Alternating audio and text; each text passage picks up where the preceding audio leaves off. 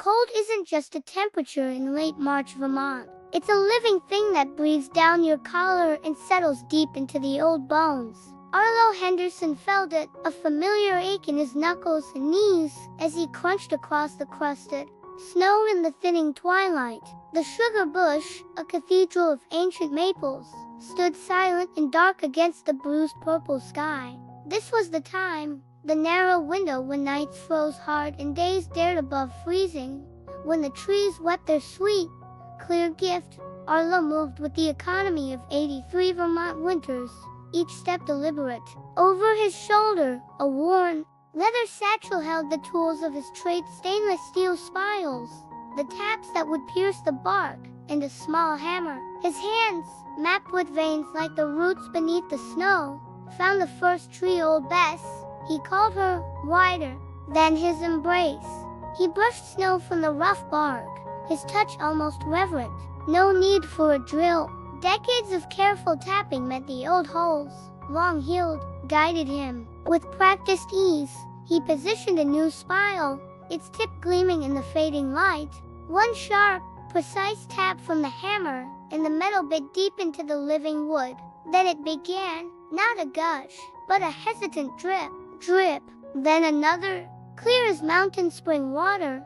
The first sap of the season welled at the tip of the spile, gathered weight, and fell with a distinct plink into the galvanized bucket. Arlo hung beneath it. The sound was sharp in the hushed woods, the heartbeat of the season starting anew. Drip, drip, plink, drip, drip, plink.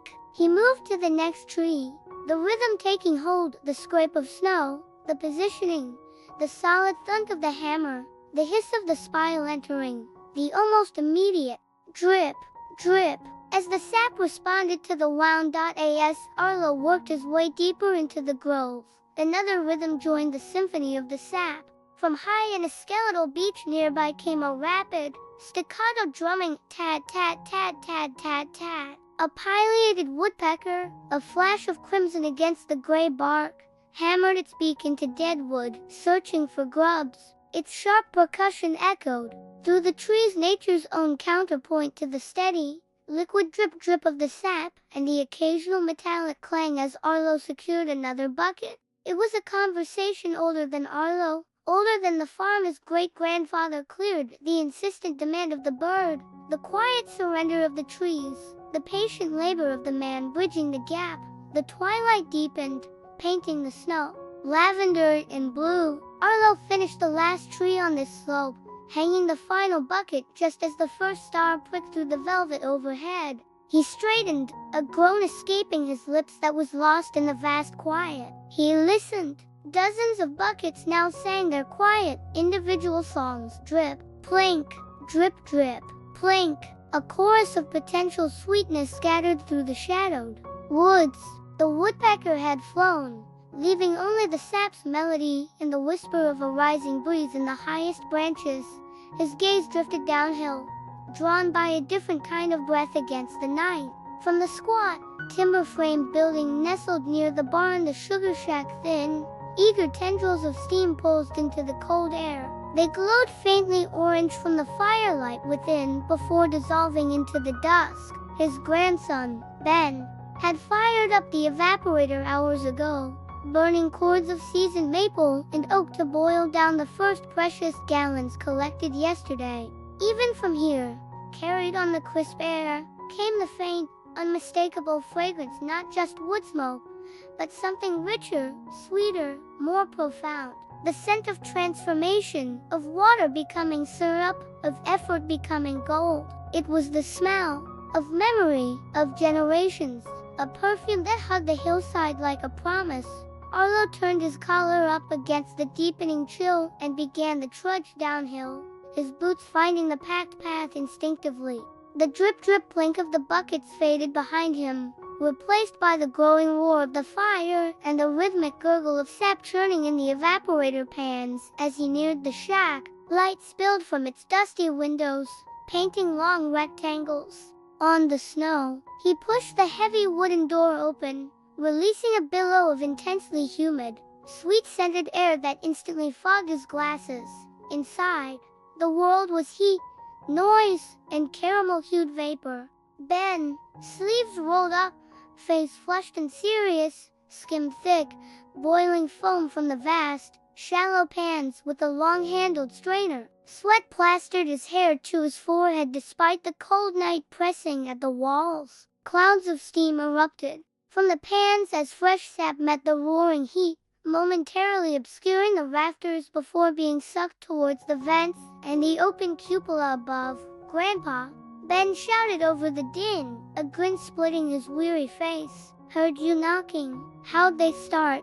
"Slow," Arlo rasped, wiping his glasses on his flannel shirt. The warmth was a physical relief, but steady. "Bessie's singing sweet." "Smells good in here." He moved closer, peering into the front pan where the sap boiled furiously, a pale gold. Further down the line, in the finishing pan, the liquid deepened to a rich amber, its bubbles thick and slow. Ben dipped the testing cup, pulling up a thin stream that sheeted off the edge, not quite syrup yet, but close. Arlo nodded approval. The boy knew the craft.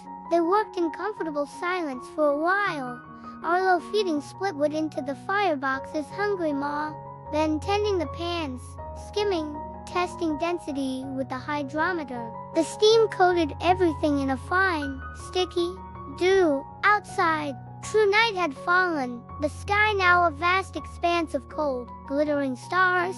Orion the hunter stood bold over the eastern ridge. Finally, near midnight, Ben declared the first small batch ready. He carefully drew off the shimmering, amber liquid gold. Liquid memory through the filter press into sterile cans. The roar of the evaporator subsided slightly as he banked the fire for the night. Exhaustion settled over them both, a comfortable weariness earned by honest labor. Arlo stepped back outside, needing the cold air to clear the steam from his lungs and the heat from his skin. The sugar shack sighed behind him, its timbers creaking as they cooled. The woods were utterly silent now, the sap flow slowed to near stillness by the deepening freeze. Above, the stars blazed with fierce, cold beauty. He tilted his head back. From the sugar shack's chimney, a final, languid plume of smoke curled upwards. It wasn't the harsh, acrid smoke of the morning's kindling. It was sweet smoke, fragrant, with the essence of maple, carrying the ghost of the season's first boil. It rose, a pale gray ribbon against the infinite black, twisting and turning with the gentle night air. Higher and higher it climbed, thinning, becoming ethereal. Arlo watched, his breath puffing white in the starlight, as the delicate tendril of sweet smoke reached for the constellations. It seemed to touch the belt of Orion, then frayed, dissolving, becoming one with the glittering dust of the Milky Way. The smoke wasn't gone, it was woven into the fabric of the night sky, a silent offering from the sugarbush below, a fragrant prayer carried on the cold March air.